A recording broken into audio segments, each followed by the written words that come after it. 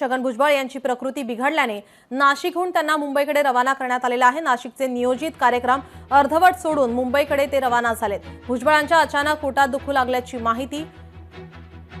नाशिकमध्ये कार्यक्रमादरम्यान या ठिकाणी नियोजित कार्यक्रम अर्धवट सोडून या ठिकाणी भुजबळांना मुंबईकडे आता पाठवण्यात आलेला आहे। मुंबईकडे ते रवाना झाल्याची माहिती। आपल्या प्रतिनिधी मीनाक्षी म्हात्रे आपल्यासोबत फोन लाईनवरून जोडल्यात। मीनाक्षी, काय अधिकची माहिती?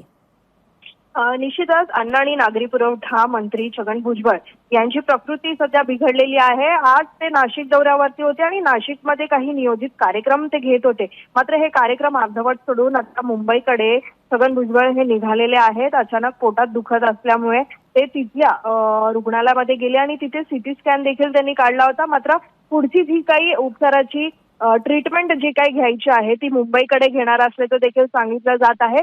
त्यामुळे अचानक पोटात दुखत असल्यामुळे सीटी स्कॅन करून छगन भुजबळ हे मुंबईकडे रवाना झालेले आहेत। नाशिकहून सध्या मुंबईत डॉक्टरांचा सल्ला घेऊनच पुढील उपचार जे आहेत ते घेणार असल्याची माहिती मिळत आहे।